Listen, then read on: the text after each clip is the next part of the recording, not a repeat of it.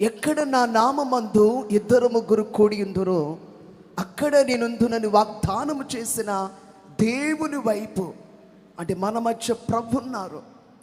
వాగ్దానము చేసిన దేవుడు, వాగ్దానము చేసిన వాడు నమ్మదగిన వాడు అని వ్రాయబడి ఉంది.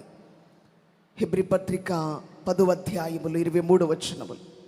దేవుడు నమ్మదగిన వారు. మనము నమ్మదగిన వారము కావనప్పటికీ కూడా దేవుడు ఎంతో నమ్మదగిన వారు. అందుకే ఆ దేవుని మీద, నమ్మదగినటువంటి దేవునిని నువ్వు ఆనుకుని ఉండు.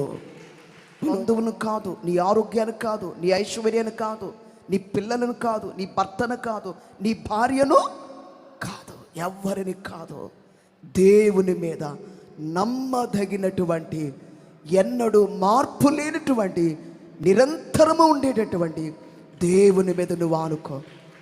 కనుక ఉందునని వాగ్దానము చేసిన దేవుని వైపు మనోనిదానమును కలిగి, నేనేంటో అన్నవాడి విషయాన్ని కూడా మరచి, ఈ అనారోగ్యముతో నాను, ఏ పాదులున్నా, ఏ పులు అన్నిటిని మర్చిపోవాలి. మర్చిపోకపోతే దేవుని మనం చూడలేం. మర్చిపోకపోతే కష్టాలు పోవు. దేవుని తలంచుకోకపోతే కష్టాలు పోవు. కనుక నువ్వెవరైనా, ఏ సమస్యలున్నా, ఏమైనా సరే అన్నిటినీ మర్చిపో. దేవుని వైపు చూచి